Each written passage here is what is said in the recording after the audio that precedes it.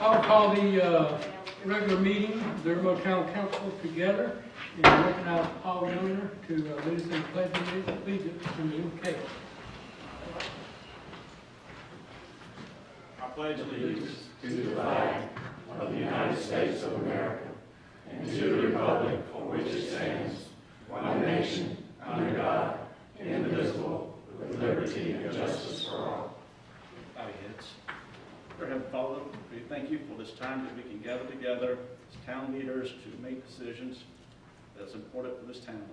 Lord, I pray that you bless each one that's here tonight, bless them as they go to their homes, and we pray that you bless us as we discuss town business tonight. In your name we ask. Amen. Amen. The next item on the agenda is the reading of the minutes from April 17th. Is there a motion for approval? So moved. And a second. Second. Any discussion? There was just one little thing, Kim, I think on the very last page. On the presentation by citizens, the second individual's name, that was Mr. Don. yeah, Don Law, D-O-N-O. Don Lon? Okay, I couldn't read, I think Yeah, it's D-O-N-E-L-O-N, I think. well, just D-O-N-L-O.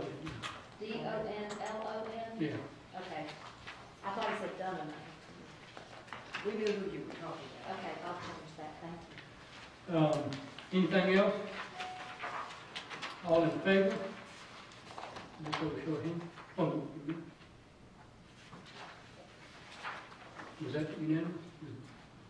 Did y'all raise your hand? Oh, that's what I did. And the next is the administrative briefing. Mr. Brown, do you have anything to add? Yes, sir. Just one thing. The rental ordinance that we've been talking about, we sent a copy to all the planning commission members and asked them if they had any questions or if they wanted to have a meeting to discuss it, and they all agreed with it and they accepted it, and they didn't want to meet. They just want to pass it on if they accepted the ordinance. Are you talking about the one that we voted on, or the one that I think you made? The one I did. Okay. Yes. Now, while we're on that, do we need to? Which ordinance is that? That's the one that Bob did. Right. I emailed you a copy. It's not on the agenda. Landlord ordinance. Yes. Okay. Now, do we need to, if we put that one on, since that's different, do we need to do a first reading on that one? Yes, we should Start- start. Okay. Yes. Okay, I just want to make sure I was thinking of it, I wasn't sure. And I gave a copy to Mr. Moore, and also got a copy today. So, Haven't reviewed it yet. I haven't seen it yet, but Bob said it's coming, or it's there, and I wasn't in the office today, and I can certainly look at it. I think you could probably just amend the first one, and just do a second reading if you You wanted to. could, I just don't know, since it's so Big change. big change, you might just. Did we do it in title only originally? Well, I think yeah, but we still kind of voted on that.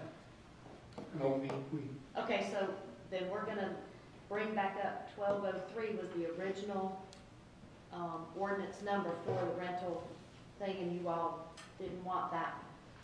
So we assigned it a new ordinance number. yeah, I would say the easiest way would be to start first reading on that one and then just maybe vote down the other. If you want to, that way you.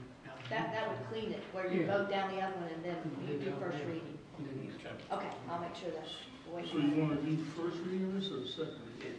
It's not going to be tonight. It's going to be first reading next Oh, okay. meeting, next council meeting. Okay.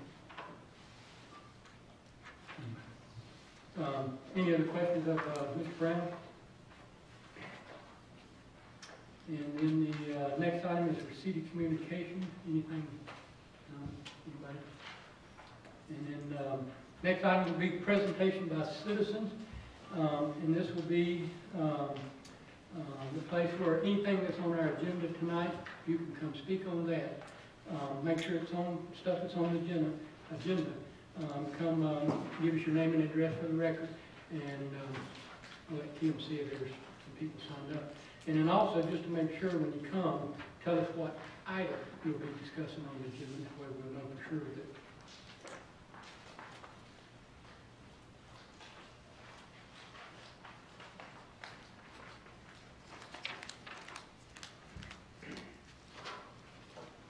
And Mr. Danko, you're first.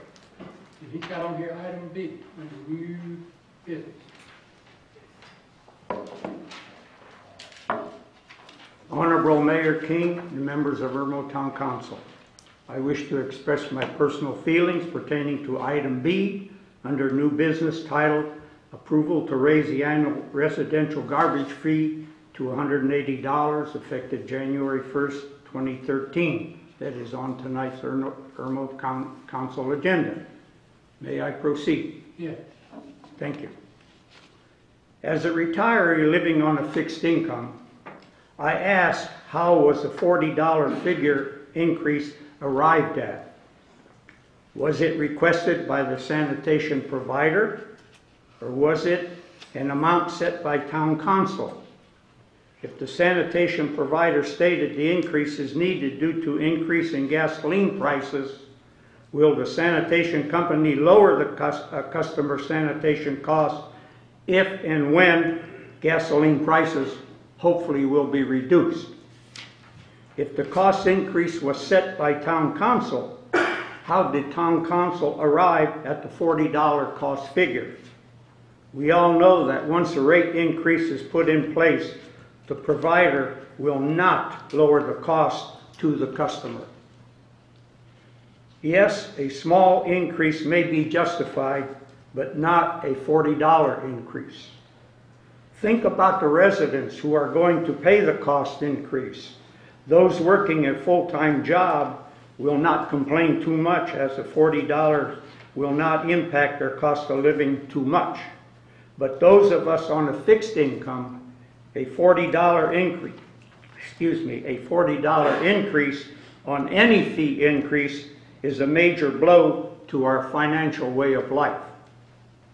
As a retiree, we have to closely monitor our spending costs to be sure we have funds to cover all of our financial expenses.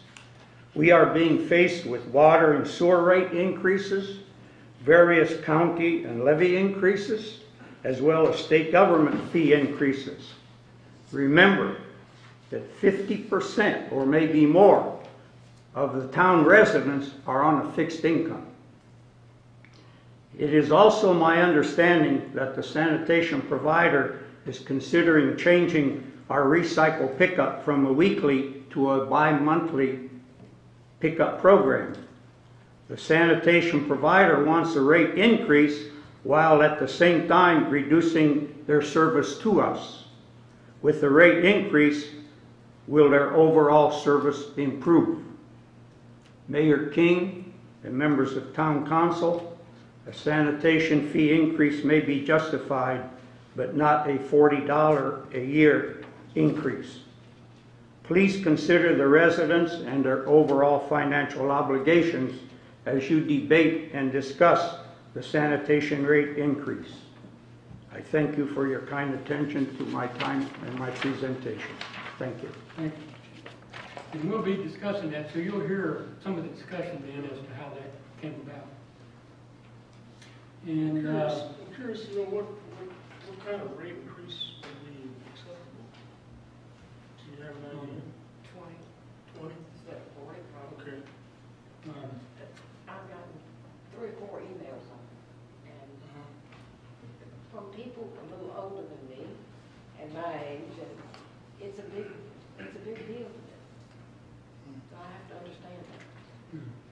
but if we didn't have it at all, then the county would be charging them $269 or Well, that's $100. true. So, That's true. the next individual that signed up to speak to us is Doug Cleary on item E. Good evening, Mr. Mayor, members of council. I'm Doug Clary. I serve as the president of Hybrid Engineering, located at 7437 College Street, right here in beautiful downtown Irmo. We see, and I do want to speak with you about new business item E.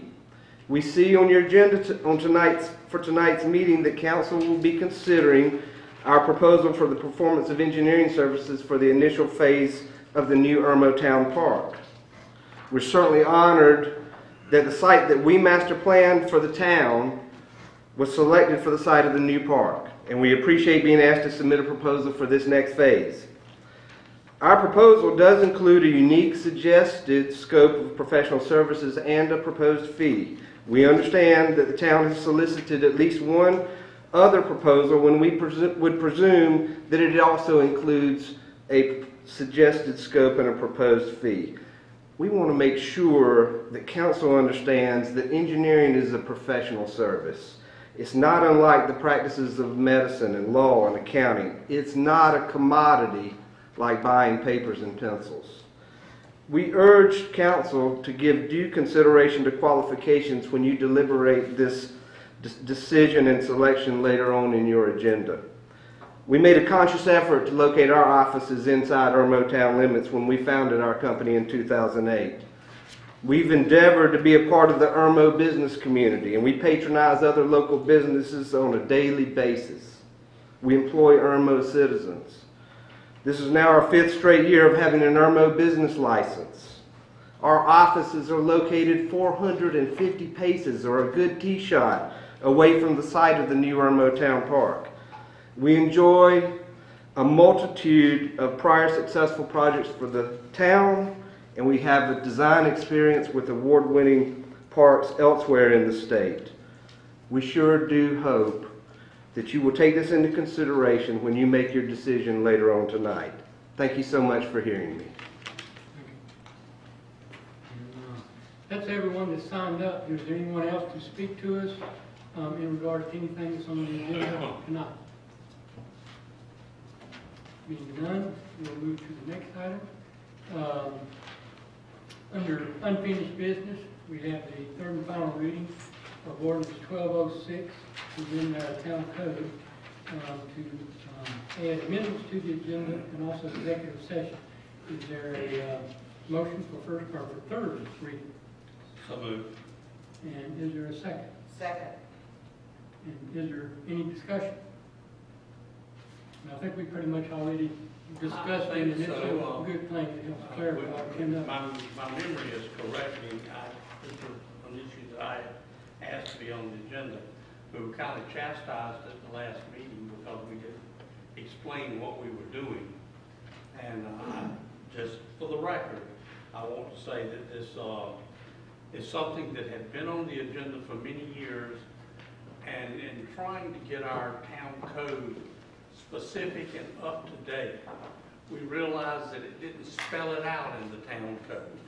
So we've asked for an amendment to the town code to put in the specific wording of amendments to the agenda and executive session, so that as hopefully if these pass this time, third and final reading, that the next meeting we'll have an agenda and it will be pretty much set in stone to go forward.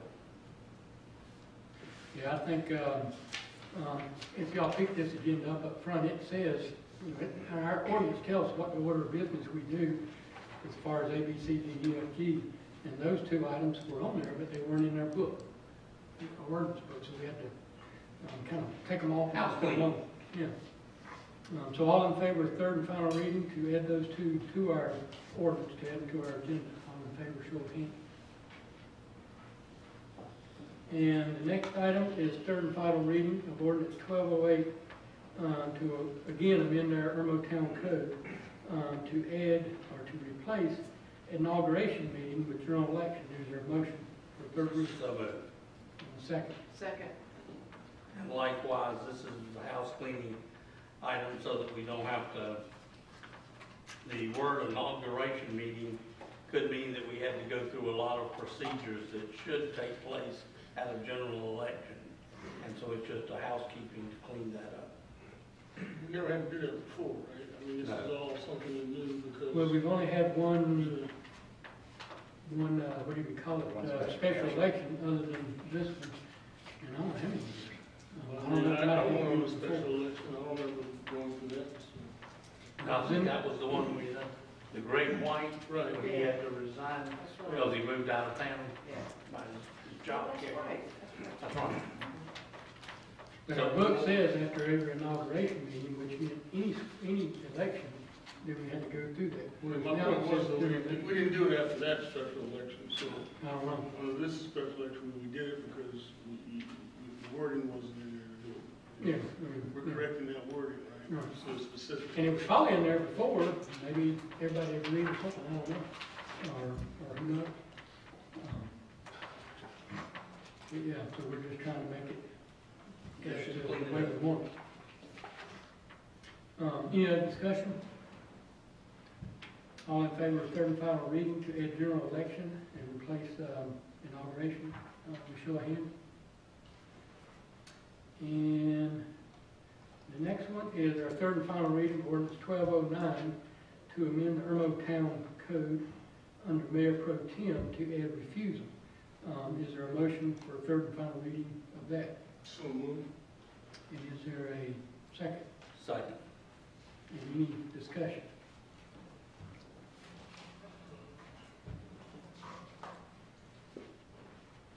That's pretty clear, I mean. I think it's pretty clear. I don't think anybody needs to education on it, but. Well, the only thing I was looking at, the refusal still, somebody might question refuse what, refuse to sign would be, but that may, but any discussion or any other discussion? All in favor, show of hand.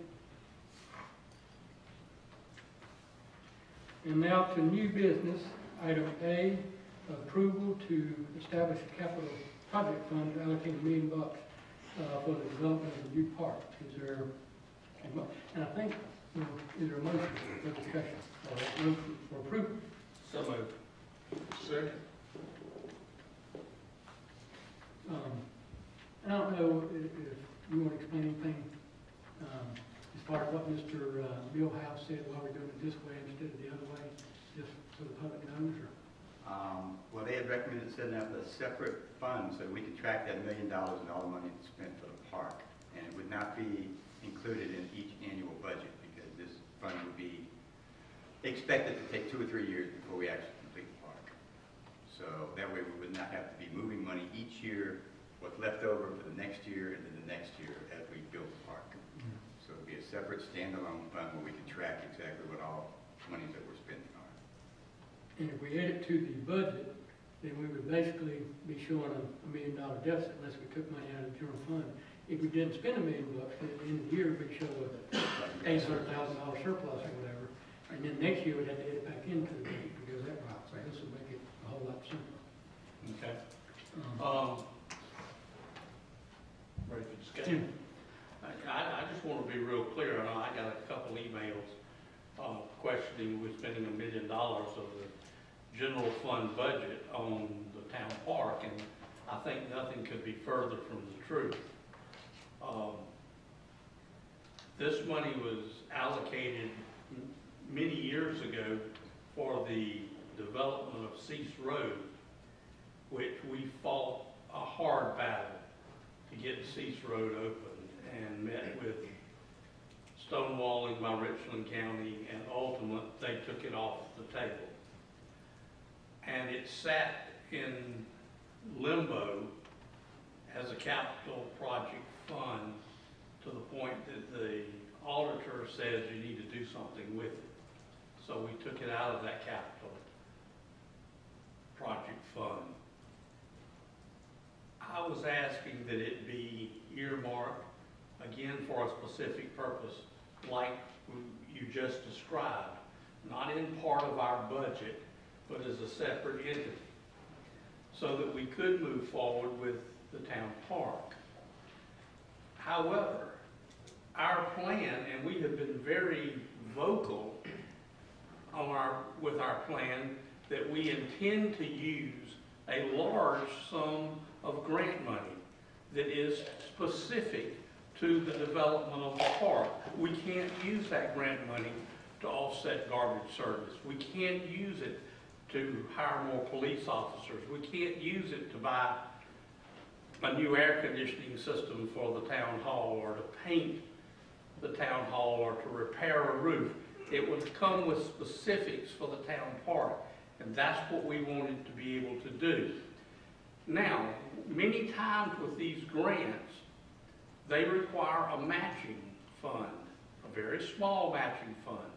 And we have been very fortunate in the town of Irmo, especially with our sidewalk projects, because we were prepared to meet that matching fund. Many of the sidewalks in town we got grants for, and others we were not going to be able to complete at the time. And all of a sudden, some other towns that couldn't come up with the matching funds, they turned around and offered that grant to us as well. The question came up, it appeared in the paper. How does Irmo get so many grants for sidewalks? Well, we were prepared to match the funds. This money set aside would let us do that when some of these golden opportunities come that will allow us to move forward and possibly complete this project in less time than having to take 4 or 5 years. So I think that needs to be said. We're not taking $1 million and saying we're going to take $1 million out of our general fund to build this park. Yeah, and I would agree with what he's saying. We're just going to kind of set aside the money, you might say, in the back of your checkbook or in a separate sock and hold it. So when that day comes, we got it, because I think the grant that, if I understand that we got for the Veterans Park, was money that was left over from somebody else who didn't have their matching thing, and the money went back into Kitty, and so we were there. I've also, I had a long conversation Friday night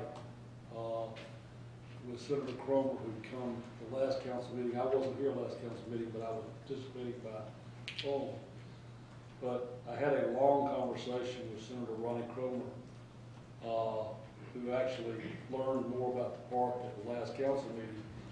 And Ronnie is excited about the opportunity to help us secure large amounts of grant money for our park. And he has specifically requested that he be a part of our overall effort to try and develop this park. And of course, you get somebody like Senator Ronnie Cromer who wants to help you find the money will get found. I think that the opportunity for him to be here at the last meeting and to understand what it is we're trying to do, the opportunities for us to receive huge percentage of this money for this park from grants is just almost unlimited. And for the public, I think one of the grants was a match up to a maximum of $500,000. So some of them can get good size, but you do have to have the match. And a lot of them too, if you don't have the match when you submit, they won't consider it. And that's why I think some of the sidewalks, where we get better preference, is we do have the match, and they know we have the match, and some of the other municipalities that are smaller don't. And so when they apply for it and they don't get it, then there's X amount of dollars sitting that, you know, government will spend it somewhere if it's there. And they will, so they'll give it to whoever's got the match, and we're lucky in that regard. A lot of the grants that other municipalities and counties get, we can't get because we're more economically blessed here in this community than some other places are. And you have to be financially burdened, I guess, or whatever word I'm thinking of. Whereas those type grants, they're set up for people who do have the money that will match them. So it'll help us to get that money. We might mention that in the matching, that varies a lot. We may get a match of $500,000 grant. That doesn't mean we have to match it with $500,000. We may only have to match it with $10,000. I'll put up $10,000 any day to get $500,000 to do a project that will help the citizens of the state, and especially the town of Irmo. And that's what we're trying to maneuver ourselves to be in a position to do. I just thought that was important that be made clear. I think all this results from a newspaper article that said we were gonna spend 1.1 million on a park. That's And- partly true, And and that some is not people true. And emails. looking at this agenda, if we honestly think we ought to spend $1 million on a park and raise the garbage rate of our citizens, that's crass and unfeeling. I mean, that's awful. So I don't want to spend $1 million. That would really bother me. So look into that, Harvey, just take care of it. I really don't. $1 million is too much in this Absolutely. economy to spend on a park. The If we way can- the $1 million came up, and I raised this issue, I like my bones about that, at the budget workshop, was because that was the amount of money that had been earmarked before. Yes. If you remember, in years past, and the Cease Road issue was a long, drawn-out issue that started out at about $250,000. That's right. And every time we turned around, Richland County would say, well, we can't do it for that now. We've waited so long, the cost has gone up, so we raised it to $400,000. And then we raised it to $500,000. Then we raised it to the million, and that's when they took it off the table. Basically, I think personally that we pushed them, backed them into the wall, and they became irritated with that, but that's another issue.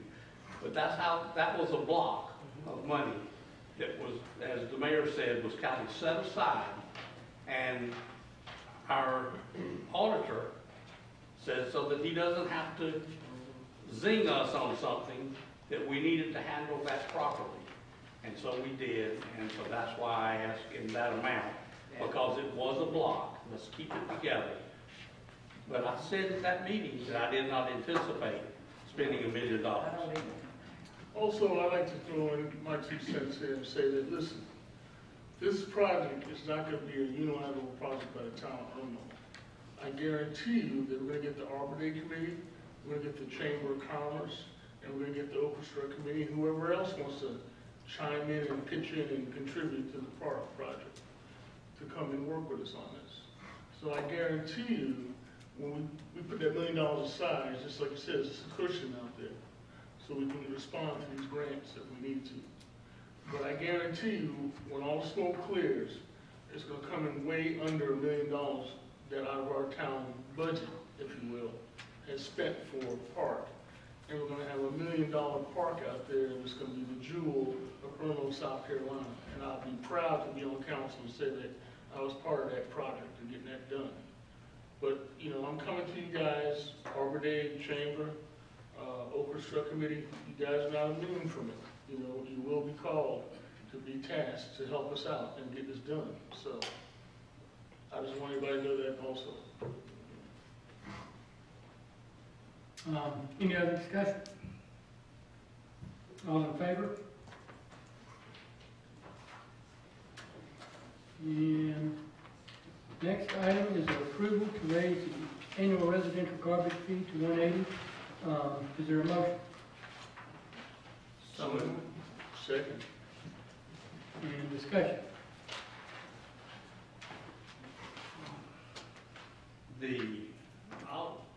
You mind if I start? No, since you made the, go ahead first, yeah.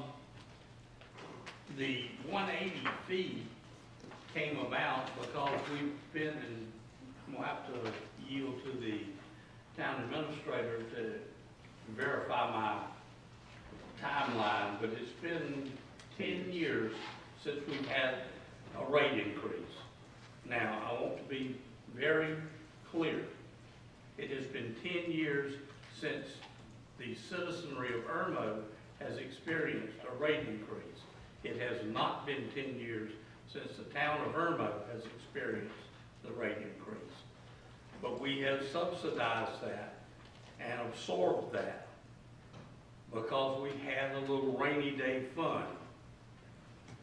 And what we were looking at was to be able to say that if we had to do this, we know that people are on fixed incomes and need to plan, and they need to wonder.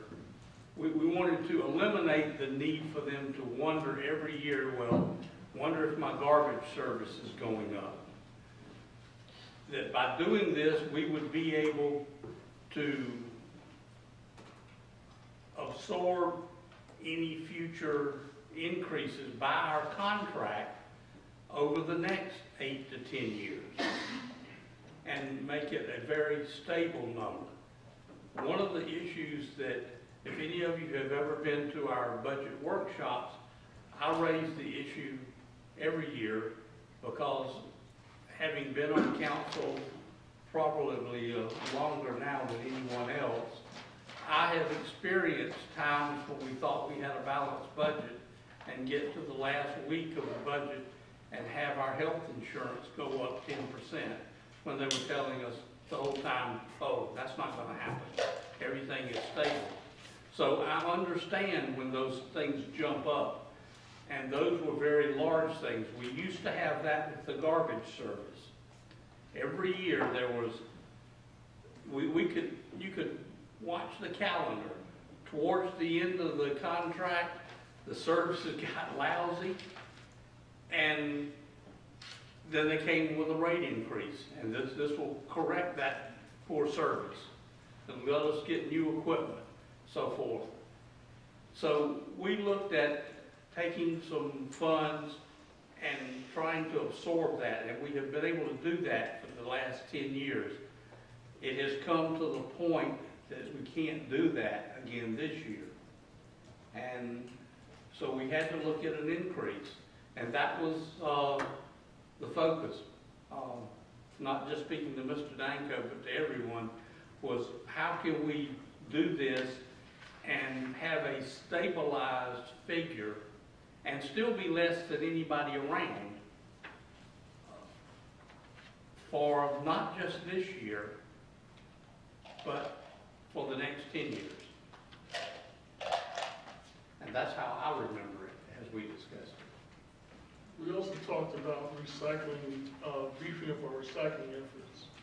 And one of the things that I was really interested in getting accomplished is that the new contractor or the new contract would include a more aggressive recycling situation where those little bins that we have now, do not hold enough material that can be recycled. In fact, the number of things that can be recycled now would exceed that little bin quickly. So we got into the bigger container. I think it's a 65-gallon container, what they proposed is what we're going to use, which is like another garbage can size.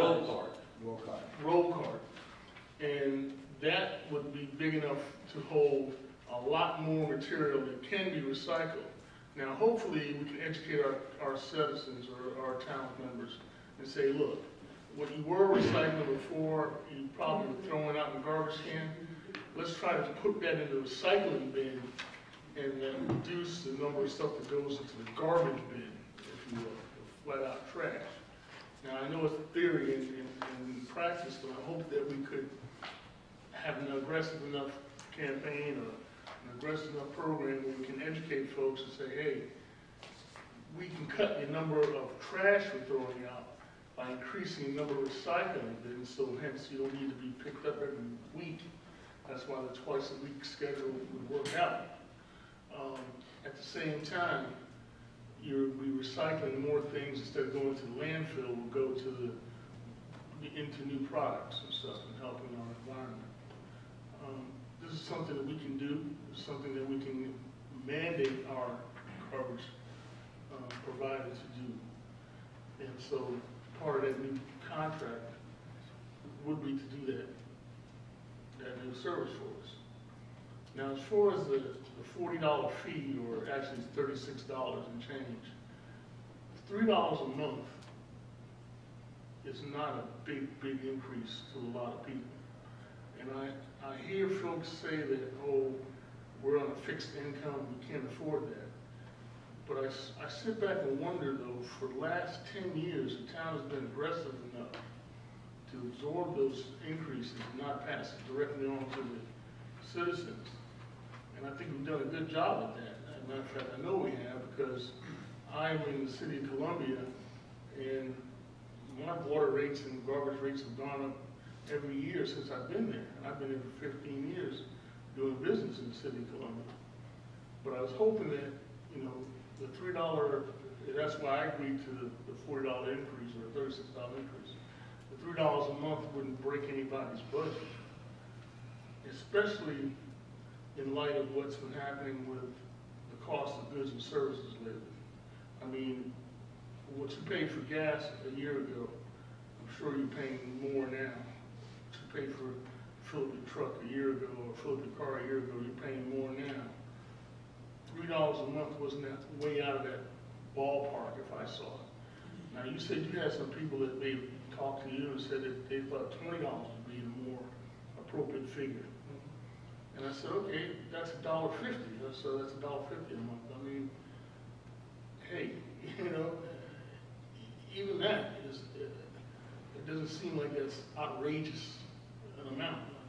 But an amount, certainly an amount after 10 years not having an increase is not unwarranted. And that's my point, is that I understand. we have to have it. I didn't think about, until Mr. Danko said something, I didn't think about half the population being on a fixed income, half the population being retired. Plus, who is the one person we can depend on to be at these meetings who never opens his mouth and says, "It's Mr. Danko." So when he stands up and says something, I listen. And I think he's got a point. If half our population is retired and on fixed incomes, then maybe we ought to look at this again. Maybe we can make it a little less or a little more acceptable to those who are on a fixed income. I don't know any figures. I don't know what it costs. I'm just We're paying about $70,000 a year out of the general fund to balance it. 70,000. Because I had someone ask me that too. Was the town This going is to for the stop helping? last 2.5 years, we've been pulling out of general fund to be able to balance it. And this is for about 4,000 homes? Yes, 4,500. And this 4,500. proposal would put in place enough pluck that we wouldn't have to raise them for at least 8 more years.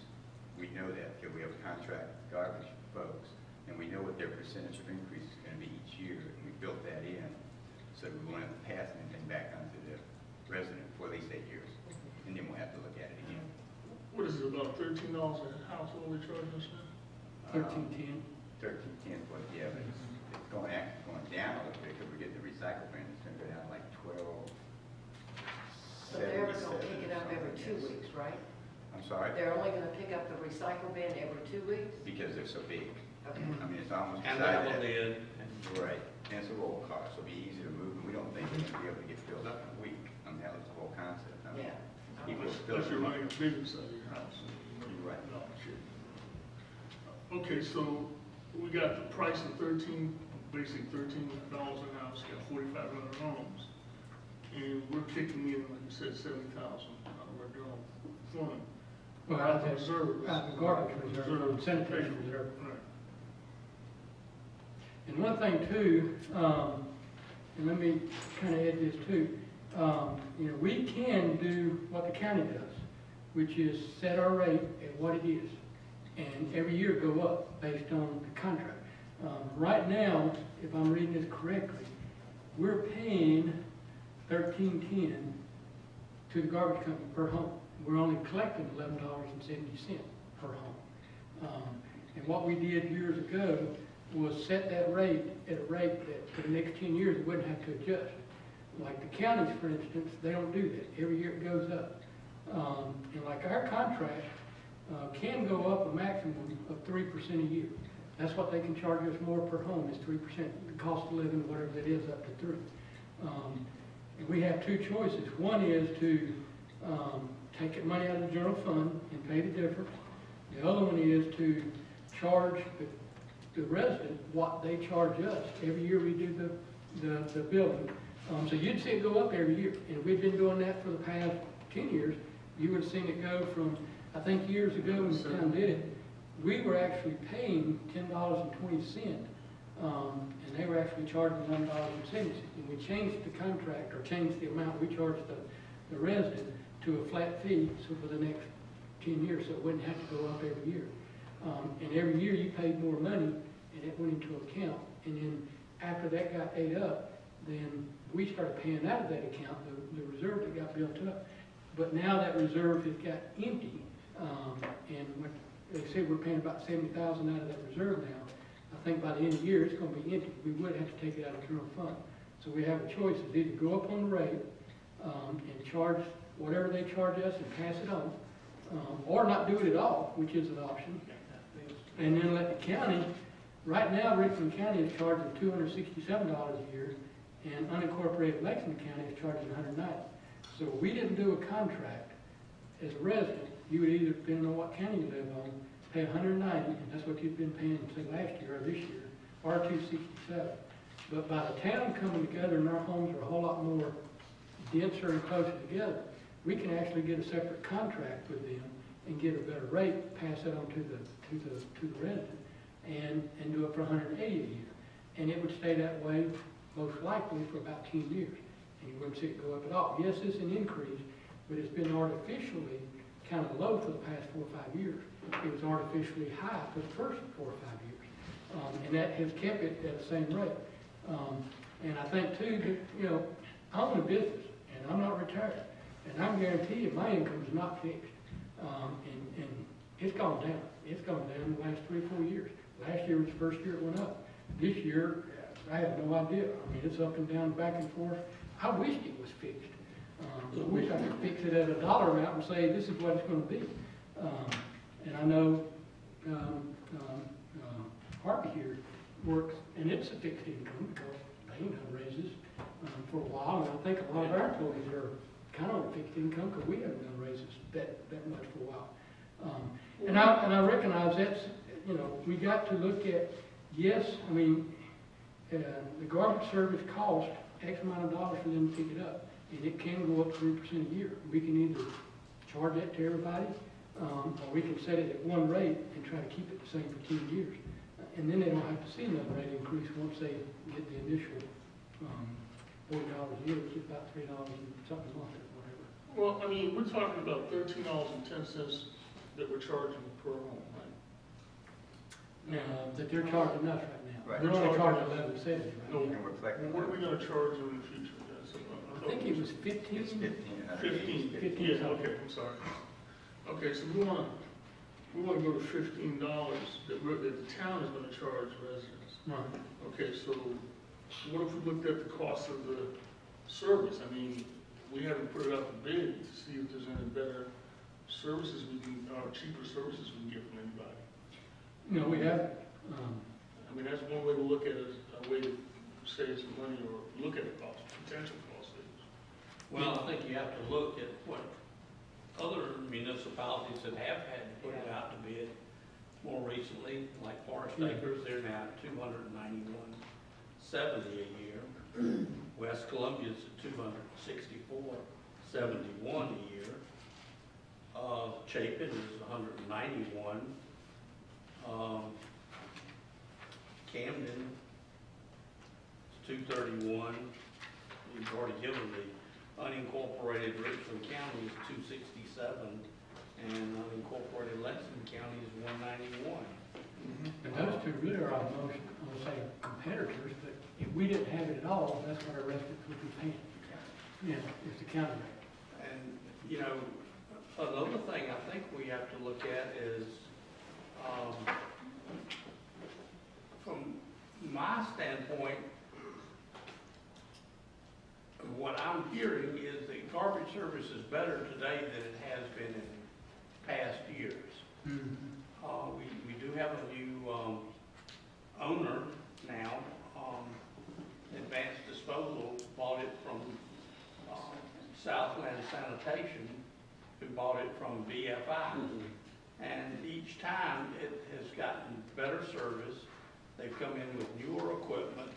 It doesn't break down. Granted, they miss a home, they miss a street every once in a while, but they're pretty quick in responding. And it took a while to get that and get the folks used to the routes and that type thing. And when I've asked the question in town hall about the number of complaints that we get, the numbers have gone down dramatically over the last few years, which makes me almost scared to think about breaking in a new vendor. But, Hey, I'm just listening to the constituents, like you said. yeah, When Elmer Jenkins gets up here and says something, you gotta. I'll listen to Mr. Duncan too. He That said, was he right. listens to us. I mean, Okay. I'm just saying, look at all options, let's just look at all options. Maybe it won't work, maybe, you're right, we have the least expensive service in the area right now, I agree, it is good. Do we want to look at maybe not having that locked-in rate for 10 years, or maybe 5 years? You know, it's a matter of dollars. It's a 5-year contract. We just did our proposal based on what the actual rate increase are, at 3%. Right. But I mean, it's only a 5-year contract we're doing. I just would suggest to you, if you put it out for bid, be careful what you ask for, because you might get it. When you've got, even with your rate increases being proposed that you discussed with the service, you got the lowest garbage rate in the entire Midlands with some of the best service in the entire Midlands. If you put it out for bid, you can wind up with a higher price and poor service. Garbage is something we've worked on for at least 20 years in this town. And when you get even if with the increases being proposed, you got the lowest garbage rate in the Midlands and some of the best service in the Midlands, I would highly encourage you to think twice before going back and rebidding something or looking at another provider with the quality you got and the price you got. If there were any better out there, somebody else would already have it. And we can always get somebody cheaper, but not better. And I got a phone call last Wednesday, and as Councilman Hoops was saying, I haven't got a lot of calls in a couple of years. And I know before I'd get one every month or two or something, which meant they had already called the town or called somebody else, and and then they start calling council members. I think the same thing, she called the town or whatever, and then she called me, I want to say Wednesday, and I just so happened to remember that the guy had stopped in here at our budget workshop and gave me a card, and I went through my pack of cards, found the guy's name, called him and said, hey, call this lady, find out what's going on. She's got limbs or trash bags, not yard trash, and I think I called her Monday or Tuesday. I just happened to be going through my April daytimer and taking numbers off, and came across the number, called her, and she said, yeah, he called back Thursday, and they picked it up Friday morning. I mean, what else could you expect? And that was good. I tell you, until we got these folks, for 20 years, I've heard garbage. That's true. And I don't hear it anymore.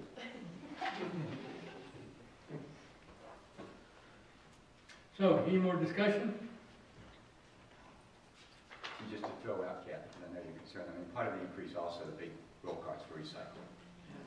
You could reduce some if you did away with those and just kept the little handheld ones, but, council wanted to go bigger and better. Well, I think that's necessary.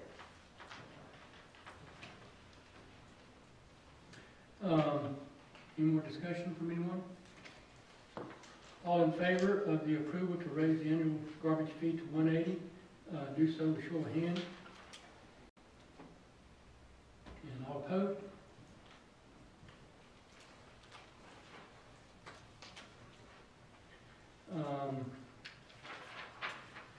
Item C, a discussion of council salaries and expense accounts. And looks like staff put this on. I don't know if you want to start, or does anyone want to start, or? Well, I will point out that, we had the Archer study completed about 2 years ago, and they did a review of all the salaries in town to include the council. And they came back with their report, and we have since made arrangements to adjust some of the salaries to keep more in line with, be more competitive with the other agencies in the Midland. And during the officer study, they said the council was underpaid based on surrounding other councils and mayor salaries. So we put it on there to see if you guys wanted to move up. I mean, council here hadn't had a raise in 23 years. So if you want to discuss it, this is the time. Any discussion? The only thing I will add is, of course, everybody wants a raise. If I look at this chart that we got with the mayor and council salaries on it, if you take off, say, the city of Columbia, which we know is a much larger community in budget than ours, and even some of the other ones that are much larger budget than ours, Lexington, West Columbia. But you get it down to the smaller municipalities, Forest Acres, Springdale and stuff, it looks like we're pretty much in line with Pretty those. much in line. Which I think we'd be amiss to say, well, you know, we want our garbage to be lower, but we want our salaries to be higher. But I think we're all kind of in line with it. There are some that are a little bit higher, some that are a little bit lower, but it looks like we're pretty much in the, well, if you do take out the big budget towns. What did Archer say? I don't even remember. Well, their recommendation was $7,500 for council, $8,500 for the mayor a year. 7,500? Gracious. Do we know what towns they used, or did they just No, that's average just all this out? That's what they put in their report. I would assume that they use these. I mean, this is a report I got, so I don't know where the figures came from. That's just what they proposed. Any other discussion? At the very least, I believe that, you know, it currently stands, mayor gets $6,600, council gets $4,200. But at the very least, that we should be, council members all get the same amount as the mayor. Or the mayor gets the same amount as we do. Is that why this is on the agenda? No, but I do think if we give ourselves a raise, and this would be 2 years from now, wouldn't be now. 1 December next year. We ought Or to you could take do it off- 4 years from now, too. You could actually say until all people, some places do that, until they're all up for election. I think we ought to take the travel money out. If we're gonna give ourselves a raise, then counterbalance it by saying, okay, you wanna go out of town for a meeting, you pay. The town can pay the registration and the, you know, the class, and you pay. I just think that would be fair. I hate to take money, I hate to do that. I think we do okay. What do you think? I mean, I think you should leave it alone, to be honest with you. yeah, it's right in the middle. It looks like it's I mean, Yeah. applicable I to serve everybody else. because I enjoy Irmo, South Carolina, and this is Yeah. a place that, you know, I raised my children, and I wanted to make sure that I was at the table making decisions to grow our town and make our park the way, you know, the best it could be, you know, and here I am. The little bit of change I get, I call it change because it certainly doesn't pay too many bills. Pays itself a little bit. Yeah, it pays my cell phone bill, which I had 3 people on the same account. So I appreciate it, and I don't look at it as being a salary, so to speak. You know, my salary comes from making peach cobbers. Well, the higher we get You in. stop bringing here. Yeah, would you stop? More peach cobblers, that's when my salary goes up. The higher we go, the more this is a job and not community service. And that might be a mistake. If we're really gonna serve the community, we ought to do it.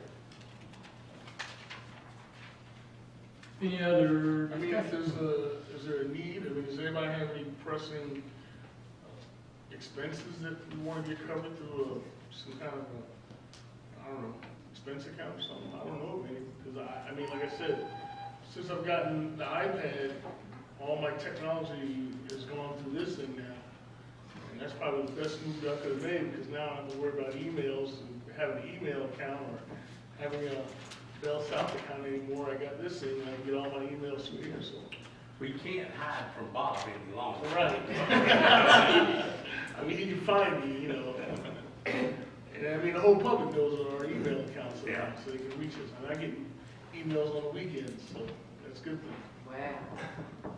That's a good thing. But seriously, I don't have any other expenses besides that. Okay, what do y'all think? We hadn't heard from this end of the table.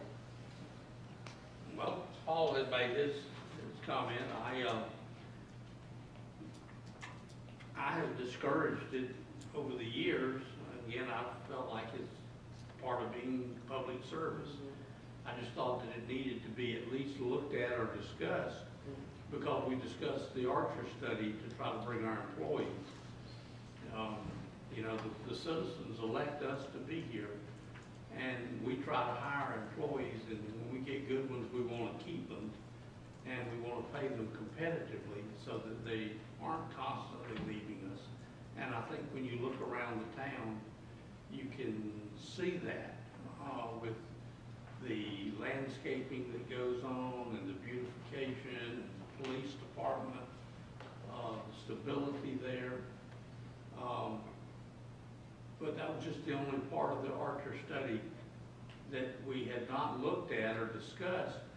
And it really bothered me to have a study that we paid what we paid for and at least not discussed it. And it's not one of those things that would have to be decided on now, because it would affect next year's budget. It wouldn't come until after the next election. So it gave us time to discuss it.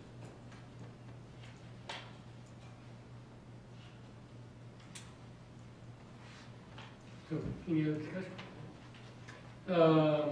I would have reserved the right to discuss this again later on. Yeah, I mean, you can, I mean, I'm not willing to make a decision tonight, but I'm willing to I don't say- think we asked for one, Yeah. just a discussion. Try to give Bob some food for thought as he does planning for budgets. and the next item is the approval of a contract with the Greater Irmo Chamber of Commerce in the amount of $10,000. Is there a motion? So moved. Second. And second. And, Everybody get their folder in I there? was very impressed. I mean, you know how hard it is to get a Before we move forward, I have tried to talk to the State Ethics Commission to clarify, because I am a member of the chamber, whether I need to recuse myself or not. I haven't been able to get a clear-cut answer. I have spoke to someone else who said, yes, I probably should, if for no other reason than because I am a owner of the business and a member of the chamber. So for that reason, I am going to go ahead and recuse myself. There's a letter here that I'll give to Bob and give to Kim. It just says I'm recusing myself. The only other thing too is, since I'm recusing myself, then, and that's what we could clarify, do I still preside over the discussion, or do I not, and let Mayor Pro Tem preside over this section, which I think would be best. That way I'm not discussing anything. Then I'll just sit here and shut up from now on out, and then Barry kind of go over everything. That sounds Very impressed on that. Good one, that. You all want to hear from Tiffany first and let her Yes, explain I her would like stuff? to. Just state your name for the record, please. Tiffany Boyce with the Greater Irmo Chamber of Commerce. And you hopefully received your packets and your nice green folder. Just to clarify, I hope I made it clear in the letter that this is a first draft. We worked really hard last week trying to get all of it done, and it just wasn't, time did not permit. But this is what the layout would look like. We of course need to add some. Thank you. We're very, very proud of it. But we'd also like to add some recreation, which would include the town parks. We can also include, anything preliminary about the new town park that y'all would want to include, and any other things, because we want this to be the Irmo magazine. So as you can see, there was some sections in there. I don't know how in depth you read over it, to where we would ask the town for additional information. We did get y'all's new picture in there. We would, of course, ask the police department if they wanted to include some additional information, anything that the parks and beautification, Arbor Day, whatever. But this is a very rough first draft, which I have to say I don't think it's too bad of a first rough draft. So, of course, I'll take any questions that y'all might have. Yes, sir. What is going to be the flexibility? You mentioned the police department. As I look through here, I know they have a couple of programs for our senior citizens where they actually go out and check on them and that type of thing. I think that would be fantastic information to be here. Obviously, I didn't run across it, but there's a lot of places that have been left open. Would the town, because of our cooperation with you, have the ability to ask that you add those things to the publication? Absolutely. And if so, do you have any kind of time frame as to how often you're going to go to press with this? In other words, if I just gave you a list of 5 things today, is it going to be 3 years before I get a chance to add something else that may take up a page? Just depending, I would like to see this become an annual print where it prints at the same time every year. And probably because of how our budget year falls, it's July 1 to June 30th, that it would come out, you know, around July, and that would be the new year. So that way anything that changed from the town perspective, from the chamber perspective, could be updated every year. And to your first question, absolutely. That's what I'm saying. This is a very rough draft, and we wanted to pull some pieces together. As far, I mean, like the Okra Strut page, Kirk pulled that together for us, and Mrs. Hoots pulled that together for us if they wanted to expand on that. What I would like to do is say, okay, guys, what all do y'all want to include, and then figure out how many pages, and then those would be whether y'all are designated 4 pages or 6 pages, and include that in there. Depending on how many pages, pricing doesn't vary that much on page. It's the quantity that affects the price, because once it's already printing, adding 2 more pages or 4 more pages doesn't make the price go up that much more. But this would also be the magazine that we include in all the relocation packages that we mail out, that we give out at the chamber. It would also be anytime that we're out in the community, whether it's at Okra Strut or if we're doing something with Arbor Day, or if you guys are having something in your neighborhoods and you wanted the chamber to come out, that this would be the piece that we would give them. And then also throughout the community, I've already made contact with the South Carolina Welcome Centers, and we can place it in there as well. So that would be in the 9 South Carolina Welcome Centers, and also reached out to the other Midlands chambers so that we could put it in there as well. And then of course our chamber members' businesses, while you're at the hospital or at the doctor's office or the dentist or at the restaurants, and everybody's really excited because Irmo has never had anything like this. So Can I'm sorry. Can we be assured that as the republication or the next publication, that the chamber will work closely with the town to make sure that the phone numbers are correct? And goodness gracious, we don't want to overlook any member of the Arbor Day Committee for all the work that they've done, and to make sure that those names are correct. That would be a standard. absolutely, you have my word, because I'm a little OCD if y'all haven't noticed yet. But but what I would like is for you guys to appoint, whether that be Mr. Brown, and that would be my contact person, where he could review this, you guys could have it, I could give y'all a time frame and say, okay, you have 10 days to make changes, and then after that, you know, we'll cut it off. So I'm very scheduled, and that way we know that everything's in there. And once we get to the final proof, then, you know, I'd like to submit it to Mr. Brown, and then he can give it to you guys, or we can all sit down and y'all can have, you know, a week or so to go over it and make sure we didn't miss anything. Because 20 set of eyes is better than 1 or 2. But we want this to be, just as much as we want this to be for the chamber, we want this to be for our town, for Irmo. I mean, we're right here, and we want our town to be seen as the place to live and work and play. I appreciated the history of town hall. Thank you. Because people ask that all the time, and I have to sit there and try to remember, and, you know, I appreciated that. Well, and I'm not sure that all of you know, but in our chamber, we have a whole collage of the history of Irmo. So I invite all of you to come down one day, and I mean, it's all over the halls, and and that's kind of, we wanted to include that because that's just as much of where we came from to where we are today. One other question I had is, would we get a seat on the board by making this contribution? It is in our bylaws that were just approved that that the town, along with some other political representation, would have a seat on the board. It would be a non-voting seat, and then it would be up to you all to decide with our incoming chair, who is Melba Elsie. She's here tonight. And the nominating committee, we would all sit down together and y'all decide, and whether y'all wanted to do that year to year or like a standard chamber term would be 3 years. So that's definitely up for discussion, and we have put that in our bylaws, Mr. Walker.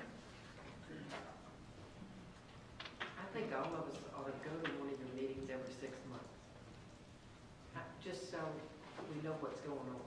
Yeah, we'd love to. Yeah. Observe, just like you do for us. Mm-hmm. And I mean, I would even be willing, I'm sure the executive committee, I mean, I could do like a report, because I do a president's report for them every month. I could do a council, town report for y'all every month, so y'all could have it to see what's going on, what all we're doing. Because the list is growing. You feed us? No, you feed us, not the chamber, you don't feed us. For many years, the town supported the chamber with an amount of $10,000. Really, that came about to try to help them with rent when they first started. And there were some publications made. But I'll tell you now that nothing was of the quality that I'm seeing with the map here, and I would be looking for the same quality in this piece that you're presenting to us here. It looks like something that would come out of Greenville or Spartanburg or Columbia. Thank you. Job well done. Thank you very much. And just so you know, the envision of this, I know it's on regular paper, but it would be that slick, high glossy. I mean, it would be something that you see sitting and you want to pick it up and look at it. Beautiful pictures, great stories, great things to do. It would be the go-to magazine.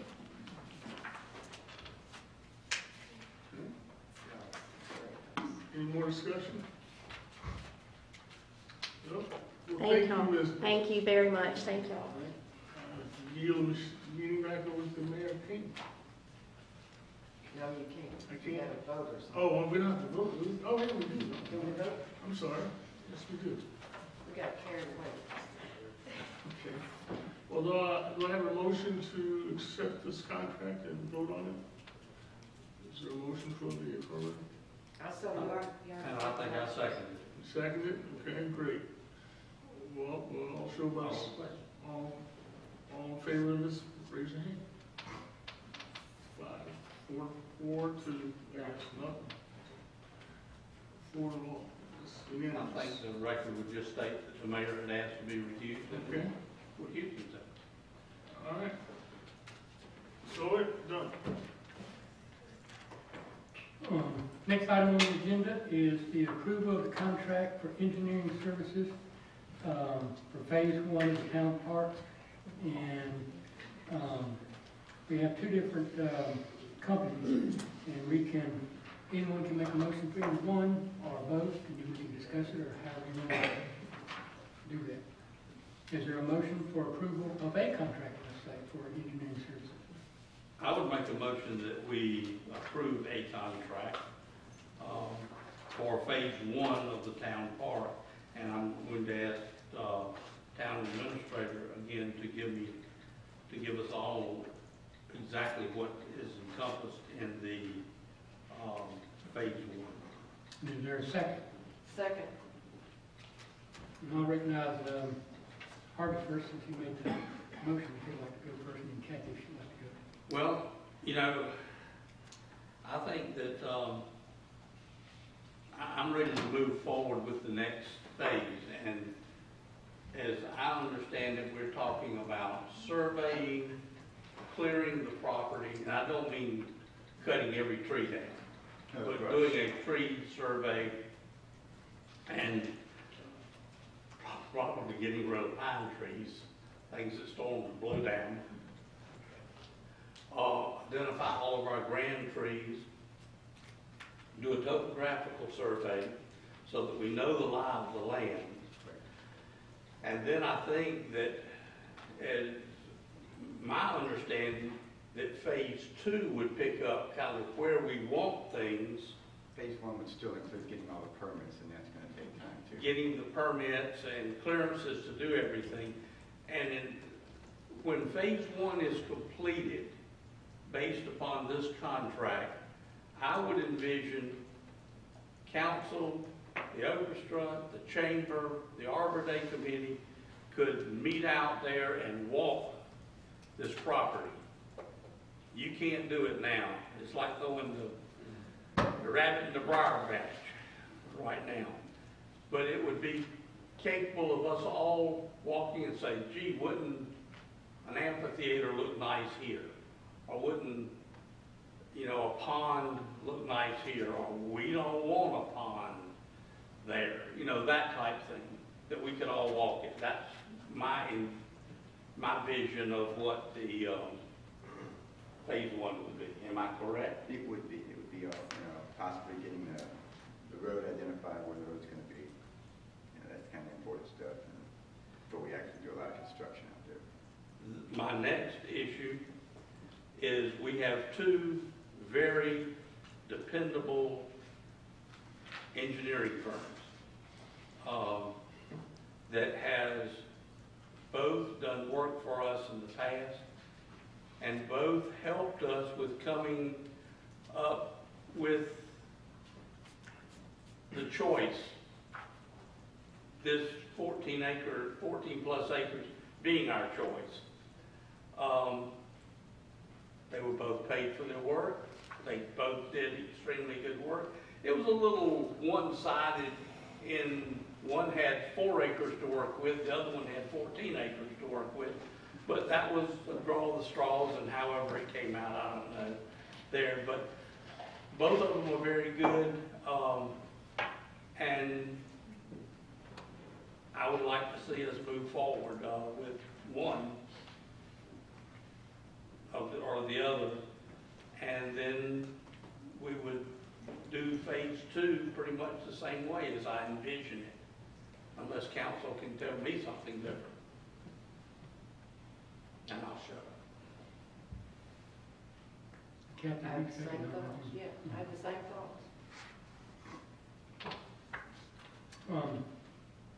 Well, the only difference we have here is one is for one price and one is for another.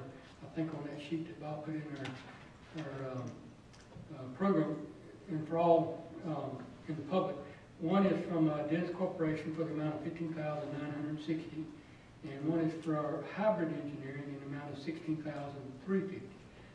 They are in-town company, which means they can get a 2% preference, which would amount to $327, which puts their bid basically at $16,023, which is a difference of $63, if I got that figure correctly, between the two. And Isn't that a silver dollar? Why can't we have more arm wrestling up here? And I agree, both companies have done us good in the past. The only thing I will say is a business in the town of Irmo, as a person that pays a business license to the town of Irmo, I would hope that when companies are quote bidding on stuff, and they're in town, out of town, or both of them are in town, both of them are out of town, but when one is in and one is out, and the difference of $63, they're basically a matching bid, except for the $63. And they're in town business. I know one of them that's employed there or works there or part owner or something, he lives in town. And they also have a couple of employees, which I'm sure they eat here in town. I think that's some of the stuff that we need to look at and make sure that we don't say, necessarily shoot ourselves in the foot just for 63 bucks. The only thing too that I would ask, and I don't know, Bob would know more of this, you know, both of them are going to do kind of the same thing, survey it and all that. Phase one's the same, on basic, it would not But- be any. We don't know, since we didn't clarify or specify what land to clear or how much of the land to clear, that one of them could be clearing more land than the other one, or possibly they're doing the same. But, you know, that could be part of the cost too, as far as one of them could be clearing 5 acres and one of them could be clearing 4 acres. That's not included in the cost. I mean, no, we would No. bid out the cost of clearing. So this is just for the This is Engineers. just for the engineering, I mean, just so they will contract with a surveyor to go out and do the surveying for us and give us the results. They would go find someone to do the clearing, so they would bid that out also. That's a different cost. We probably spend $40,000, $50,000 to get cleared. Okay. You know, this is just for the engineering. Their biggest job is gonna be getting all the permits through the DHEC and the Corps of Engineers and the county. So that's time consuming and they know more people over there, both of them. And the only other thing I would ask too is, I don't say, did they come in like sealed bids and then we open them up and say this was this much and that was that much, or, because I don't know anything about how, say, that part came about. No, we had the initial plan that came in from Hybrid and they gave it to us, and then a couple council members had said, well, we need to get something for Dennis too, because they did the preliminary work before Hybrid was brought on board. When we first started looking at the 14 acres, we called Dennis and they came out because it was their turn. Hybrid did Mower Street, so I like to switch back and forth through the engineering firm. So Dennis was next on the list. And they came out and gave us a report, and they contacted the Corps of Engineers, they contacted DHEC, they got all the verbal permissions of what we would need to do. And we brought it to council. And the council decided that they wanted to go one step further. We narrowed it down to 2 pieces of property. So I said, Dennis, which one you want? And they said, well, we'll take the Silver Fox. And then Hybrid took 14 acres. And they came back with their plan. Then council decided which one they liked the best. So, but now we need to get a price from both firms to determine who we're going to give the job for phase one. But then, when they went out and did that stuff they did before, did that include, or that, That was a freebie. well, we paid them for that. No, we didn't. They did that pro bono. I'm talking about Hybrid and Dennis when they did. Oh, when they both Yeah, did their, yeah, yes, we paid both of them. Well, was there any anticipation that if we chose this land, they would get the thing, if we chose that land, when we get it, or anything like that, or? No, I'm sure they may have had that feeling, and I'm sure the council did also. I mean, hey, but they did not compete against each other with who would give us the best plan, because they weren't on the same piece of property. So we have no way of knowing which one we would have liked over the other one. We just wanted to give council an idea of what it would look like to use that 4 acres and use 14 acres. That was just a starting point. That's why we're going to have a design committee. We don't know where anything's going there yet. That'll be determined. No, I can't imagine if somebody looks at the land, the high and the low of the land, and this and that and the other, it's all going to be the same. So it can't be a whole lot of changes as to where to put the amphitheater or where to put the detention pond. Probably not this slope over there. And so that can't change a whole lot. If it was flat, I would say, yeah, but with that. So in my mind, I mean, yeah, I do feel that way too, that when they gave us the presentation, that, you know, since they came up with the design, that we'd be choosing that company there.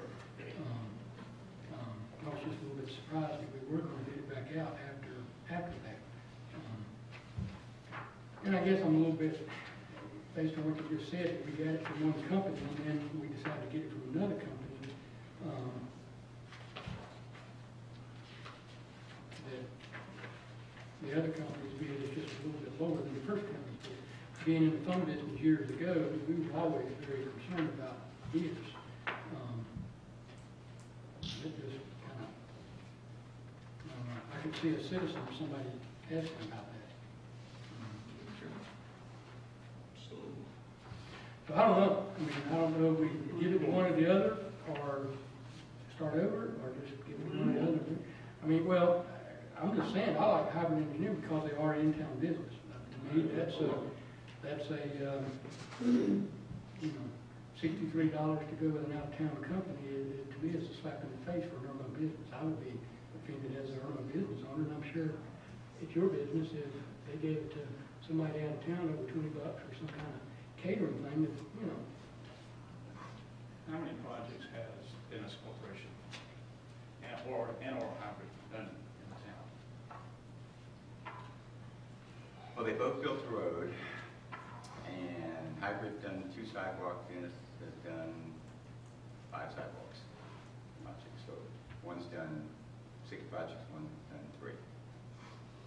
But only because the Hybrid wasn't in town back in 1999, I don't think. So toss them both. Either one would be a great company. Oh, yeah, they both done great work for us, so either or. One isn't in town too, and I just, I mean, if they weren't, I wouldn't, but just the fact that they are, and a $63 difference. Again, to me, if I owned a business here and I lost something with that town over $63, now they wouldn't, but, I'm a whatever anyway. But I'd be a little bit, PO'd about it, I guess. Well, we got other phases. We do, we got 2 more, well, I guess 2 more, 1 more, or. Well, I mean, there'll be construction after the first phase. Yeah, I mean, this is not the only thing, it's not the end all. We're not gonna ever use anybody else ever again. This is just first, let's get started. Let's get this thing started, let's get things going. And, Dennis Corporation and Hybrid both put a good faith, this is what it's gonna cost. So, you want Hybrid, other people want Dennis, so let's vote on it and get it over with. That's fine. Is there a motion for? Well, Dennis is on here first. Is there a motion for Dennis? And we'll vote on that one and then vote on the hybrid. You want a motion for each company, or? Well, I mean, they're both on there. We got a motion. We could just vote on hybrid. We can vote on Dennis first since they're there, and then vote on hybrid second. Okay. All in favor of Dennis Engineering for the amount of $15,960, do so with show of hands. And I'll say all opposed. All in favor of Hybrid Engineering in the amount of $16,023 with their preference, show of hands. And all opposed. Okay. Is that what? It was just the opposite. Yeah. Discussion of gaming machines. And again, I think Cal put this on. Bob, you want to address that? Yes, as soon as I find my notes on that. They were just in the briefing room. Yes. Okay, I have one question, Yes, ma'am. because it would decide what I think here. If we go with Barry's $500 fine, and then the state's... Fine. User fee. Permit. If we go with Barry's $500, which The tax is a fine, Bob, whatever. especially if you're a business. Yeah, that's a big thing. And then the state law changes and imposes its own fine or whatever.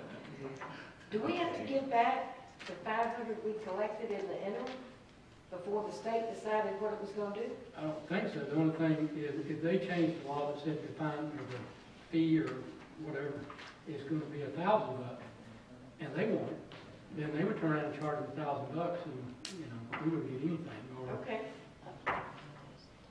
they would probably pass something that says you can't set anything higher than this, or you can't set anything lower than this, and then we would adjust.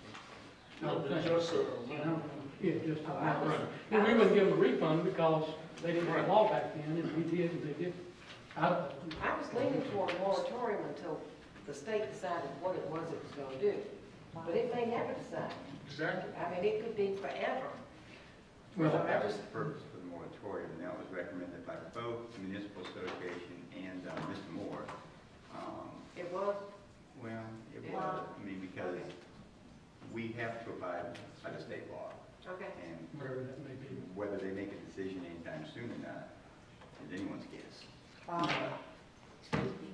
Brian has spoken with SLED today and had some, wanted to About, speak. yes, about I'm assuming council's talking about internet gaming machines, whether Well, they're we're called talking- sweepstakes machines. Well, not even- whatever the Yeah. the sweepstakes, yeah. Sweepstakes machines or money minute machines and all that stuff. I spoke with Phone Agent card Frank. machines. Right, I spoke with Agent Frank O'Neill today, Sac Law Enforcement Division, who is responsible for enforcing laws about those machines. He said they are all illegal. Right. And his advice was not to permit anything because you can't permit something that is illegal. He referenced 2 section codes. The gaming companies have cited a specific section code in the alcohol licensing area that talks about Right. video game machines like you would see at Frankie's Fun Park. Right. It says that you can license and permit those in conjunction with a facility that serves alcohol. But it does not address machines that speak to taking a chance or gambling on an outcome of a game. And those are But illegal. they're not gambling on the outcome of the game. You're purchasing phone card hours, okay? And whether you went and cashed in the phone card hours is up to you. But when you put that money in the machine, you get something back right away. It may not be worth squat, but you get something back. In theory, Yes. you get something back right away. When I asked him about video gambling, he said, do you mean minute machines or sweepstakes machines? And I said, yes, both of those. He said, they're both illegal. When I named them by type like we have here in town already, he said that they are illegal. They've already made a case against an operator who had one up at Irmo C-Mart right at the top of the hill. Okay, why are they here then? Why are they here then? There is Thank you. the side of the argument that is the video gambling side of the argument has petitioned some magistrates in the state to say that they are legal. And according to their argument, because a magistrate has determined one particular machine to be legal, therefore all of them are legal and they can do them anywhere. The state's argument against that is the law specifically says a magistrate must decide each individual machine is legal. And they can't take a decision by a Richland County magistrate and make it applicable in Lexington County or Charleston County or Horry County, which is what the gaming industry is doing. I will defer to counsel. You are stuck in the middle. You're having to rule on something that is undecided by the court. Has anybody challenged that in our court system, in our town court system? We don't have any cases here in front of our judges, no sir. Because we haven't said they were illegal. I mean, we haven't chased them out of town yet. And we have not brought any cases underneath the gambling ordinance. But we have had internet cafes trying to open a business, and we've told them that Right, we were they keep either them away, doing a moratorium or we're gonna charge, so they haven't pursued it yet. But Internet cafes meaning what? same thing, where they have these, Multiple machines like that? It would be similar to the old video gambling halls, video poker halls. Okay, so if we got $500 per machine per year, while they decide if it's legal or not, so what? I mean, But Well, by SLED charging says them- it's illegal, you can't get a permit on something that's illegal, that's kind of bad. but I have a problem with SLED saying it's illegal when a magistrate says up in Horry County that it is legal. And we don't have any cases before our court system that says that we're challenging it, that it's legal. Well, I would have a problem just the opposite. If SLED, who is statewide, said it's illegal, and Horry County said it's legal in their county, then that would be fine for their county, but as far as I'm concerned, the state would be. There's disagreement among magistrates. Some magistrates have said it's illegal, some magistrates have said it's legal, and nobody in, I don't know if our city attorney's here anymore, I don't know if anybody's had a case in front of the circuit court yet to decide the appeal. I can tell you everything you want to know about it. Well, let me ask you this, aren't you for the record, do you represent the I other side represent- of the fence? I represent one manufacturer who has 2 games. There are what are known as the sweepstakes games. Right. The sweepstakes games are done pursuant to an exception in the law, which the courts pretty much have recognized as taking the sweepstakes machines out of the video poker machines. They are gaming machines that are done as promotions, and the only circuit court that ever considered it ruled in favor of them being legal and then reversed itself and sent the matter back to get more information through the magistrate's court. The magistrates are all over the board. Some say they're legal, some say they're not. The truth of the matter is that it's not clear. SLED has no more idea what they are talking about than flying to the moon. They can't distinguish between the old poker machines and the sweepstakes machines, and it is actually hilarious to watch them try to take legal arguments into the courts, talk about these machines. The problem is that they're more than just the machines that my guys manufacture. We just got 2 machines. There are magic minutes, and there are just all sorts of different variations on a theme on the sweepstakes machines. On the whole, more courts have said they're legal than illegal, but nobody knows. Then you have a whole nother variety of machine, which is what is called the skill-based machine. The Court of Appeals has ruled, this is not one of the machines that I'm involved in, so the Speedmaster case. The Court of Appeals ruled in Speedmaster about 6 months ago that if it is a game of skill and not a game of chance, it is a lawful game and may pay off. All right? What's the difference? If you play the old, what was the name of those machines? The old ones? Pinball? No, the 8-liners. What do they call those things? If you play the old type video poker machines, you had to have a degree of skill to know which card to pick. So is that skill? What skill, what skill, and what is a game of chance? God only knows. And the cases are all over creation. Now the legislature has now gotten involved, and they've gone down and have tried to now pass a new law to clarify everything. Well, of course, when the legislature gets in the business of clarifying, everybody hold on to your hat. And so they're battering around at the legislature right now what to do with this unmitigated mess that they have created by limiting people's freedom to basically spend their money as they choose.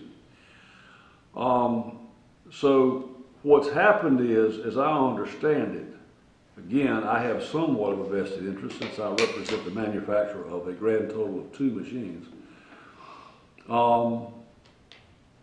The municipal association, as I understand it, has basically recommended or advised that the towns place a moratorium on doing anything with the machines until either the legislature or the courts solidify what's what. Now, to me, understanding that I do represent 2 machines, that sure sounds like a very wise thing to do. As much as I would like to see the town be able to assess a particular tax on a particular machine, like $500 or $50,000 per machine, I think that the ability to actually license a particular machine is within the exclusive province of the Department of Revenue. Now, having said that, there is nothing wrong with assessing a business license on people who are operating video machines, at least until someone tells me different. There's nothing wrong with assessing some sort of a business license. On the other hand, I think that would have to be some sort of a business license that would be computed based on the revenue generated like we do now. I don't think you can just license a machine. You can't have an Irmo sticker on and charge $500 just across the board. I don't think. Well, you got an Irmo sticker on a Coke, was supposed to have it on a Coke machine. That, you know. And it's only $30 for $50, something like that. Like $12. $12 a year. Per machine. Look. We used to charge a fee, it was like that is, it was a sticker. It was a sticker fee that we charged video poker machines. Look. When it was legal, and they were $500. If they worked, woe be it to me to tell you not to do it. Look, I'm not a video poker fanatic, or I don't have any dog in that fight, whether it's legal or not. But I am a realist in saying that if the state of South Carolina is debating the issue, let them debate it, and let them come up with a solution saying that this is illegal, get them out of our state, let's do it. Meantime, while they're debating that thing, I'm looking at the Exxon the Shell station down here, put not only one machine, but 3 machines up there, and I'm saying, wait a minute, I thought these things were supposed to be legal. I thought they were supposed to be gone. And the town of Irmo ain't getting jack for it. So I'm saying, wait a minute. We can put a sticker on that machine just like we do a vending machine and say, you want to vend out these little sweepstake cards or these little minutes? Sounds good to Give us me. $500 Hey. for a whole year. I can just, the other thing she's talking about are these internet cafes, which are really interesting things popping up all over Creation. I don't think we have any in Irmo. We haven't permitted Not them. We yet. told them that this But if we was- pass this, then we would have to permit. We would have to allow it. We have to. Fine. Now, What's the internet Just so you cafe? know, I mean, there's I one don't- on Andrews Road that they stay open till 4 a.m. in the morning. Doing what? Oh, just Those video poker machines, they're 4 a.m. in the morning. It's up there by the. Now, in my The old opinion, Piggly Wiggly used to be on St. Andrews Road. Don't pick it with it, wait. About 20. You know where the display center was In- a long time ago? They're, Oh, they've yeah. since moved, but they're in Akaya, the sushi restaurant, near the interstate. Yeah. They had one up there. We went to a restaurant there and they had probably 50 machines in there and they were open from noon until 4 a.m. in the morning. and in my opinion, those things are illegal. Now, again, that's my opinion. And my opinion is like Sled's opinion. It's not worth anything Make until your some job judge, easy. until some judge says otherwise. What if we put some caveats and you have to have more than just machines like that? we have to come up with a zoning. Well, I mean, for instance, right now, it's in the convenience stores. So the convenience stores sell gas and cigarettes and beer, and they got these machines. That's fine. But you can't open up a business just having these machines in it without cigarettes and gas and Well, whatever else. I know when they had the video poker thing, you could only have, I think, 4 machines per license, Mm. something to Per that room, effect. you had to have a room Yeah, Yeah. 4. at each room. There were so many I per went into rooms. a business selling a phone system to them, and they had 30 rooms with 4 machines per room. That's right. And one business, and they had them lined up everywhere they could get them. And they also had a nice dance club and booths and like boxes and stuff like that in there. It's a real nice little place. But it surprised me. I mean, they will find a way to get around it no matter what we do. They'll figure out. So we're not talking Well, about a place with the computers problem- and wireless. The problem I have is if it's illegal, why are we not arresting people, putting them in jail, and letting their attorneys come get them out? Because it's still not Bring them clear. before a judge and suffer the consequences of making a false arrest over something that one says is illegal and another one says it's not. Here- I mean, Here's what you got though, Harvey. The problem you have is this. Even with the internet cafes, there is a legitimate, intellectually makeable argument that the things do comply with the present law. but if we keep saying, here's the line in the sand, don't you cross it, The problem is we, you know, eventually, I mean, you gotta, if The- you say that you're not gonna arrest people for driving 100 miles an hour down Lake Murray Boulevard, the law says it's illegal. Yeah, but But what- you not decide you're not gonna make the arrest. Well, Do you think you're gonna be able to have slow traffic on Lake Murray Boulevard? No. I know this. When you wind up with a line in the sand, I got no problem if somebody crosses that line in the sand, arresting that person.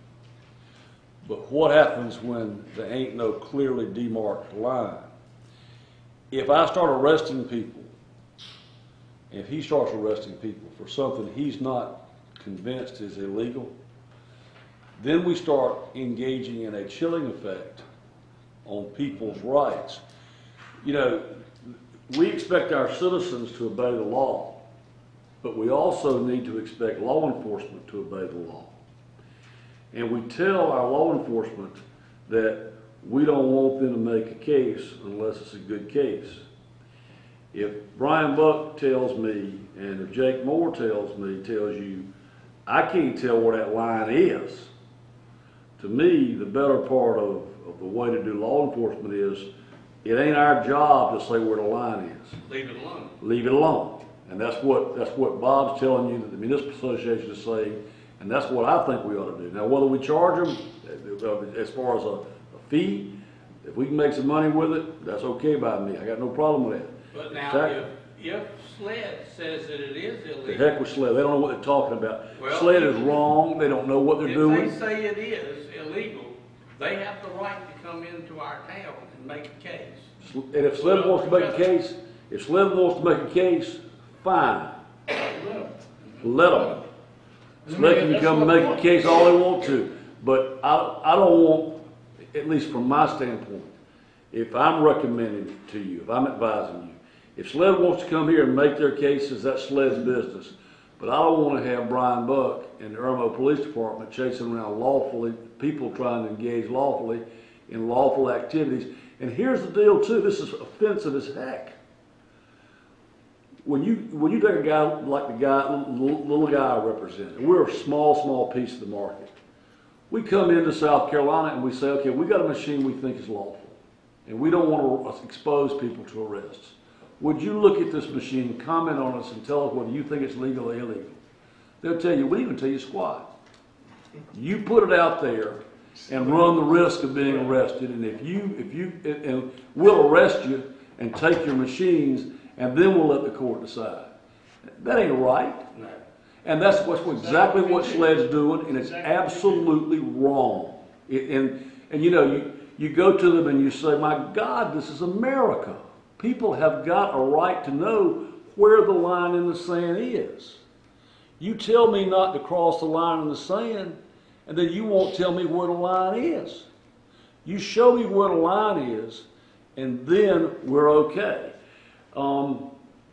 And the problem is you can't read the code book, because apparently our legislators don't have the sense to be able to write an English sentence. And what they write is complete unmitigated mush. And we got people out here running the risk of being arrested who are trying to do something which, according to the law book, appears to be lawful. Let them sort this thing out, and let's put Brian into the business of arresting criminals. And let's do what the municipal association has recommended, take a moratorium on it. If SLED wants to do something, fine. But we're not in the business of harassing people. At least that's my view on law enforcement. And again, I'm not even sure that my folks have any machines in this town. I don't think we do. Are there any Well, they only got two, you said. We only manufacture two. Is there any product or You only manufacture two, you got two types. Two types. You know, the chief says It's a small manufacturer, you just got two machines. I don't know who's manufactured the ones that are in town. Yeah. So as far Let me as ask you this, and I don't know if you know, but I had a customer in my shop a couple of months ago, and a couple of weeks later or something, and his family was, I'll say the governor or lieutenant governor of North Carolina, and they went through this, and they issued them all over the state, and then somebody came up and said they're illegal. They passed a moratorium. I don't know if the state did it or the court did it, but they passed a moratorium and said no more can go out on the street, but the ones out there can stay. You can't jerk them up, you can't arrest them, you can't do anything, but you can't put no more. And it's been that way now for I think 2 years. That's pretty much what ours says. So let's get our cut.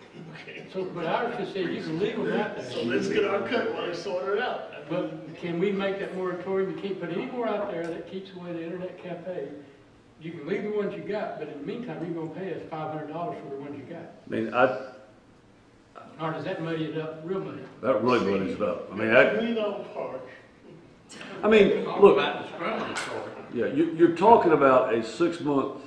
You're talking about a 6 month freeze on just and look, law They're not gonna do enforcement. anything in 6 months. So 6 months from now, we gotta do it again for another 6 months. whatever. You know, what I would recommend is, If we have a fine, I mean, for the fee. I mean, if we have a moratorium, 6 months, 6 months Oh, okay, later, we I got got to you. 6 month it again. the legislature I mean, may, Do it the- until they decide. you say moratorium, but that's not gonna affect us charging a fee if you have a moratorium. the legislature may do something between now and the 1st of June. I read an email from Chip Huggins this week where the House voted to do something, but I got a feeling when this thing gets to the Senate, it's DOA. Yeah, it's not been on none of their, Does this resemble what we did with, the Predators Act? Remember how we batted that thing around, waiting on the state, waiting on the see, state? the municipalities and counties did their own, and the next thing you know, half the state was different, and then they stepped in and said, we're gonna straighten it out. Yep. But that's because everybody started doing stuff and they finally had to. I would Well- agree with the esteemed city attorney on two things. One, I think the moratorium is probably the best thing to do, to stay out of it altogether. And two, when the legislature gets involved, it makes it clear as mud. It's a cat and mouse game. Every time the legislature tries to outlaw something, the manufacturers are creating another way to do it to exploit a loophole in what the legislature has written. I would agree with the city attorney, only that I don't think we need to be involved in it one way or another. It reminds me of when the Department of Revenue attempted to tax marijuana. They said it's contraband, but you have to buy a tax stamp for it. And I would see this as a Did they very arrest you similar when you argument. got the tax? Same that, thing. that you're going to tax an illegal item, creating a double standard where, you know, you can, if you have the tax, you might be able to possess it. Well, no, you can't possess it, but I bought the tax. Yeah, but see, I don't think it's illegal. That's the argument I have, is that these machines are doing a service. Of providing these little vending cards, or these little sweepstake cards, or you're getting something for the money you put in. Somebody's That getting made it something. legal Barry wants $500. per machine. And I'm saying, fine, let's have a moratorium on throwing people in jail. In the meantime, let's get $500 a machine while I do it. Well, tonight it's on for discussion, which this is why we probably need to add discussion to our agenda, how we're gonna, but next meeting, if somebody wants to present the moratorium, and somebody else wants to put on the thing, the 500, then But see see, which one wins. you can do both. The Well, you moratorium could. does not prevent us from taxing or opposing a $500 user fee. Well, if we pass a moratorium without It's saying something you in don't there, touch the issue. then the ones that's already got one are free. The moratorium says we don't want to touch the issue, but they're already out there. I mean, That's why I put it down like this. Yeah. It's an either or. I mean, if you want to charge. Or you could muddy the water even more because somebody else will. I mean, the state's going to. I mean, who knows what. You could just say, we're doing a moratorium, but everybody that's already got one pays us $500 to get rid of it. yeah. And then go from there. Let me see, we got what, about 10 machines in town? Because if you, well, $5,000? That would require an ordinance also, that we got to change our law and add a line in there for a gaming machine for a $500 fee, because it's not in our I code. thought we had it in our code for the, It's for selling $12, machines. $12.50. We just raised the price, that's all. then you could run a Coke machine for $500. We don't have any Coke machines in town of Irmo then, you know. I don't want to pay $500 for a Coke machine in Irmo. No, I understand, no. I mean, the quickest way is to raise the price. And then, okay. Well, we could, put it on next, either way, somebody can. So any I more don't want to be discussion? all night, but I'd like to see on the next agenda, we put a $500. Ordinance for the rate changing the code. Okay. But if we do that, then We're saying we accept. anybody can come in and get one, unless we do a moratorium on all new businesses too. That's what Jake was saying. I mean, it's just, now we're kind of contradicting ourselves. Man, I don't care if somebody wants to put 10 machines in a building. That's $5,000 you're gonna pay us down to Irmo to run these machines. And then let them figure out if it's legal or not. So what?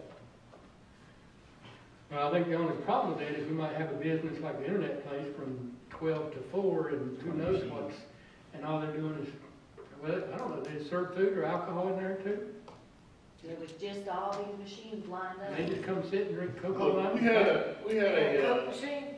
I just saw a row of, What, did you win? I didn't even go in. Nobody was in there but one person. And I think the woman that was running it was sitting at one of the machines playing. We had a bingo machine, a bingo parlor opened up. And across the street was a bingo Smoking ban parlor. ordinance. Hmm. And they lasted about, what, 6 months? It lasts long. Okay, so I don't see anybody, See it. we went there one time. So I don't see anybody over the internet cafe thing that Irmo residents gonna flock to them like crazy at 3 o'clock in the morning. If they are, fine, you just paid $500 to see somebody sit in the machine and then nobody come and play. We've already They established. might be in there at 2 o'clock at night. 50% 3 of or the 12. population is retired. We Exactly, ended we up got at fixed income. 3 o'clock in the morning, that's right. Well, any more discussion? What did we agree on? The $500, I'll put that on the next Yeah. agenda. What about the moratorium? Put Yes the or no? moratorium on there too. We're just fighting out on this side. Okay. Approval of, the next item is item G, approval of contract extension with Advanced Disposal. Is there a motion for approval? So moved. Is there a second? Second. Any discussion? We had some lively discussion earlier about raising the residential garbage fee to $180. And I have to be honest with you, I didn't realize, or I knew that we had an aging population in Irmo. That's why, I wanted to make sure that we had the best quality life we can provide our aging population through this new town park and through the Veterans Park, and through the other things that we're doing around, putting all sidewalks in and stuff. But more importantly, to me, $3 a month increase is not going to kill me. It may kill somebody who's on a fixed income though, and I didn't see that side of that picture. So the one thing I said is, if we know we need to have a cushion, we know that the increase is inevitable. That's why I asked Mrs. Condon what she thought was a reasonable increase, and she said $20. Okay, so that's $1.50 a month increase. But we didn't talk about the other side of that, and that is, what about reducing the fee that we've been charged from the garbage company? So my thought is, why don't we put it out and see if we can get a better price on the other side of that coin, on the garbage rate that's being charged to the town. If not, then we don't do nothing. I agree the service is great. I agree that we have the cheapest rate right now. I don't know. I think that it's worth the question, asking the question. And if nobody else thinks so, I respect y'all. I mean, Well, let me put it to you in a different way. I've had a couple people that say they can make peach cobbler. Now, I have tasted your peach cobbler, and I like it. But theirs is cheaper. And it's in more stores. It doesn't appear to go off the shelves very fast. But it is cheaper. Do I want to risk serving that at my next party? Or do I want to call you, somebody that I have a good relationship with, that if I got a tray of peach cobbler and it didn't look 100% full, you'd make it right for me in a heartbeat. That's the position that I'm in. I have been down the road where we got 20 calls a month at home because garbage didn't get picked up, or they threw my garbage can in the middle of the street when they drove off. That type of thing. Yeah, I got those too. Yeah, we've all got those kind of calls. And again, it's not the service. And it kind of goes back to the Dennis Engineering and the hybrid, the loyalty of the people that come come back, and, you know, and there's a lot of people like to do business with Irmo. But, I'd be reluctant to try the bid. That's fine, I'm just, Yeah. hey, listen, you made a But perfectly good example of peach cobbler, I understand that clearly. Clearly, but I just said that was the only factor in this whole equation. That The we didn't look thing at. that, and I have been sitting here thinking about that too. And what I'd like to have, we won't have another workshop, do we? No, before. Could you, well,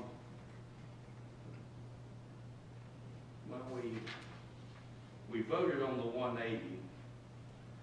And that was based on 10 years. So That doesn't take effect till January anyway. That doesn't take effect to January, it did 10 years. Could you give us something over our iPads to look at that maybe we just look at a 5-year longevity, what we would need to do, that maybe wouldn't be the 180, the $40 increase, but could maybe be a $20 increase? Yep, we can do that. If we can do, I'm not sure how It would shorten the term. It may the just term, but cut it it may in not half. shorten it in half. And you only got, shorten it say, a month or 2 years to charge more in order for having overage to cover the 2 years you're gonna charge, whatever. It may not change it a whole lot anyway, I And don't the know. fee is It may frozen not. anyways. I mean, it's not going up until 2014. Right. It's going to be a set fee until January 2014. You know, if we could do that and it looked good, I would have no problem voting to reconsider on item B, The 180, on A. but not the G or whatever, which is the contract. Yeah. Right, no, not the If contract. we vote. No, not the contract. All I'm trying to do is to work with that one factor, and like I said, Right. $40 is too much. Let's look at $40 point, is a possibility, and let's just. because we looked at 200. Yeah, we did. Yeah. We did. Yeah, we looked at, you know, Mhm. 200 and came, settled on the And you 180. could go ahead and just for, Going to change the budget. well, I mean, we wouldn't change the budget unless we change the number. Well, if we change the number, went $20. Yeah, we change the budget, yeah. But I mean, just for looking at it, it wouldn't change. But you could also put in there, if we went with the rate it is today, whatever, 12.70, whatever it be next year, 3%, whatever it be next year, 3%, and kind of show us, and that way the public can know too, you know, we could pay this much each year and let it go up each year, And just, and not do it. And then we can see that, and the public would also know, hey, this is a better deal. I'd rather. This is a better deal than the other one. Yeah. That sound workable? That sounds good. Let me ask you about advanced disposal on the roll carts. Now, we're all currently using the Southland version, the blue carts. Kirby. Kirby. And so when one's broken, they replace it with another blue one. you want to answer that, Hardy? Well, we're not changing out all of the 98-gallon carts right now. As those carts deteriorate and we have, you know, a wheel falls off, then we'll trade it out and put the new cart in. The only new carts we're coming back in here with is going to be the 65-gallon recycle cart. And that'll be designed to the city's specifications and whatnot. But we do trade those cans out as warranted.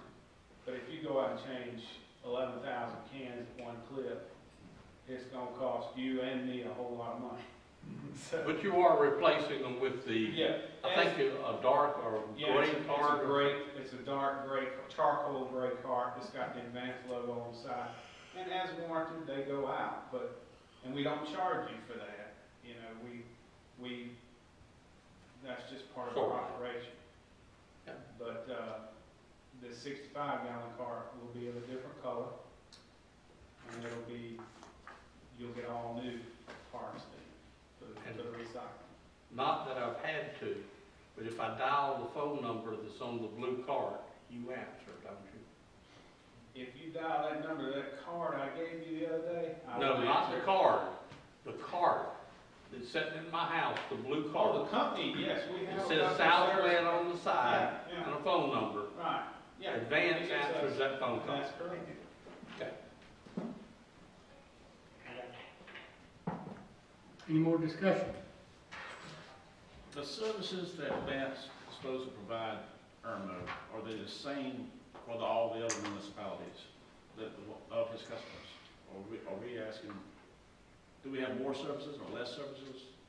You have the same services as most all of our customers. Now, our outlying towns like, well, Batesburg, they've got all three, so they do it. But if you go down to Swansea, they only have two.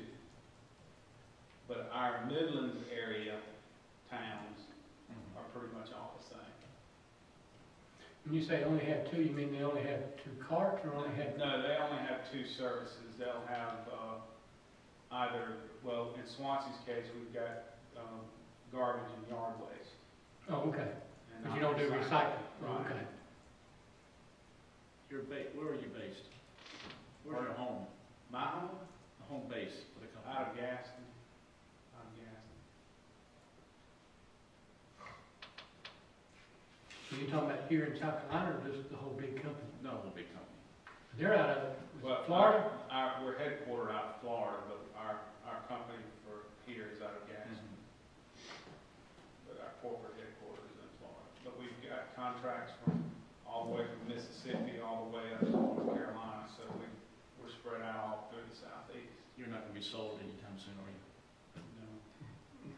No, we're totally independent. We're not beholden to Wall Street. We are, and that's the way we want to keep it. Any other discussion? All in favor of the approval of the contract extension with Advanced Disposal, do so with your hand. And all opposed, I think it was unanimous, yeah. Item X, presentation by citizens. This is the time where anything that's not on the agenda or on the agenda, it doesn't matter, but anything anybody wants to come talk to us about, regardless if it's on the agenda or not, this is the time you can do so. Is there anyone here who would like to address the town council? Seeing none, is there a motion for adjournment? So moved. Second. Second. And all in favor?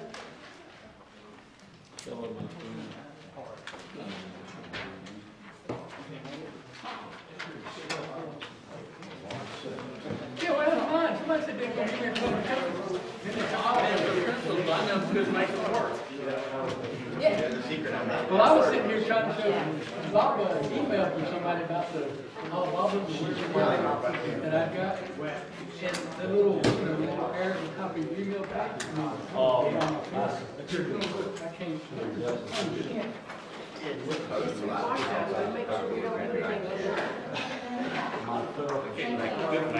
Good luck. Good luck.